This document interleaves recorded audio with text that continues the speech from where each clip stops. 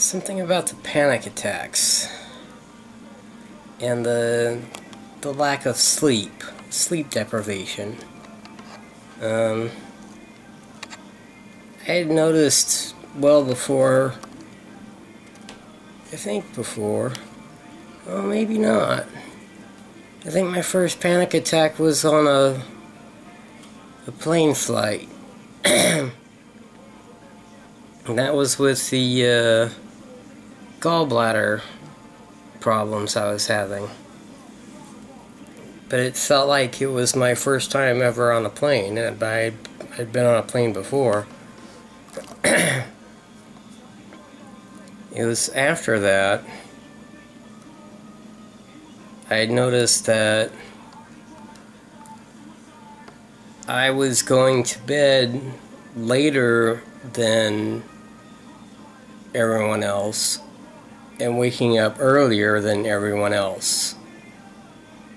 So I was getting far less sleep than anyone else was. I just thought that was odd. And then at that point I was working graveyard shift, and that made things really fuzzy as to, you know, what part of the day it was, how much sleep did I really get. I thought I might have been starting to break up my sleep. You know, a couple hours before work, a couple hours after work, and then be active during part of the day. And that's a bad thing to juggle.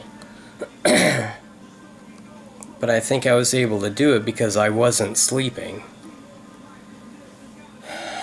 So it disturbs me to recall these things and go, oh, well, that's like a sign, you know, having headaches that don't generate heat, because migraines don't do that. You know, wondering why everyone thought I was depressed all the time. Well, because I was probably depressed all the time. Not having any idea why. It didn't make sense to be depressed, so why would I think I was depressed? It might have been some of the head swelling, and that's junior high school.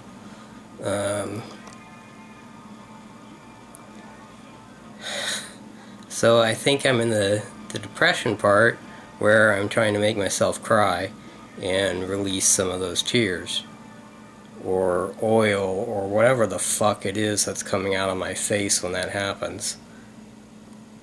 I don't really feel depressed, but something makes me want to recall things that make me feel emotional about.